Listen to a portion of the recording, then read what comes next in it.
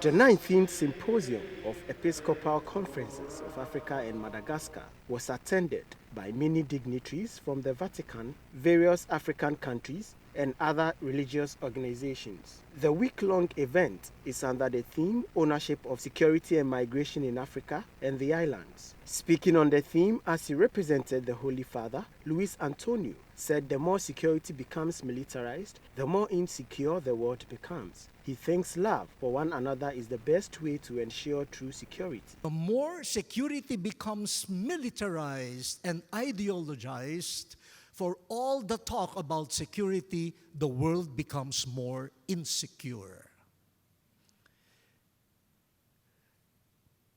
SECOM, please show to the continent and to the world that true, sustainable, and lasting security comes when human beings are treated as brothers and sisters, when we share their joys and pains, when we value and protect each one's dignity, when each one has access to the goods of the earth and the basic needs for human growth, when migrants and refugees forced to leave their homes due to poverty, violence, and environmental disasters are welcomed, protected, and integrated into our communities.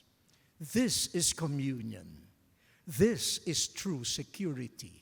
On his part, President Akufo Addo said security issues are great concerns bordering the continent. The absence of security and stability led to our young people losing confidence they could build successful futures in their own countries.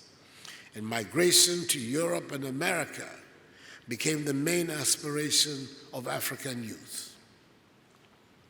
I doubt there'll ever be a more depressing phenomenon than our young people thinking of and embarking on the perilous journey across the Sahara Desert and the Mediterranean Sea to get to Europe. A few weeks ago, another painful scene was played out in Melilla, where Europe has a land border with Africa. Hundreds of our young people, driven to desperation, tried to force their way into the European enclave of Melilla. And what they imagined would be the dream of a better life in Europe. Many of them ended up being killed. The rest were brutalized and traumatized. We have condemned the brutality. The African Union has issued the appropriate protest.